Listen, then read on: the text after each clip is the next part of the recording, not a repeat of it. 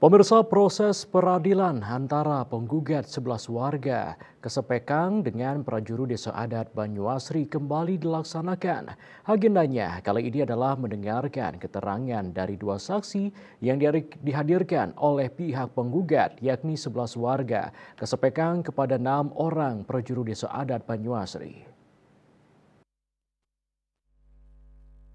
Pembuktian dari pihak penggugat dengan menghadirkan dua saksi yakni saksi fakta Iputu Gede Swastana SH dari Desa Ringdikit Kecamatan Seririt dan saksi ahli dari Universitas Udayana Dr. Ketut Sudantre SH MH.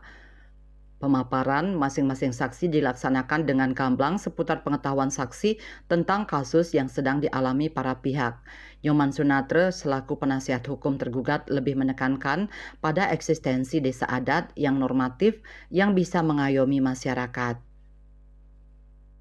Ada beberapa perbedaan persepsi tentang eksistensi desa adat di Bali. Untuk itu kami akan mengajukan ahli juga, ahli adat juga, yang tentunya yang bisa memberikan persepsi atau pendapat hukum secara normatif dan itu betul-betul bisa mengayomi dan mempertahankan eksistensi desa adat di Bali.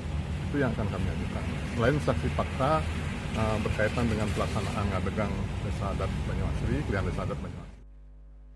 Sementara saksi ahli dari pihak penggugat menyoroti penyebab pelaksanaan awig-awig yang tidak dilakukan secara efektif oleh masyarakat adat setempat. Kemungkinan adalah budaya hukum masyarakatnya. Masyarakatnya yang memang tidak taat kepada awig-awig.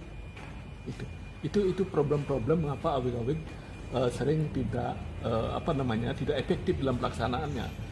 Dari pertama, kemungkinan normanya memang tidak sesuai dengan restonya. Yang kedua, perjurunya tidak melaksanakan normanya. Lalu kemudian masyarakat adatnya yang tidak taat kepada awig-awignya. Demikian. Sebelumnya 11 warga Sangsi Kasepekang di Banyuasri berseteru dengan prajurut adat desa setempat dengan gugatan 11 miliar rupiah kepada tergugat prajurut Desa Adat Banyuasri. Yasri Yuli, Bali TV.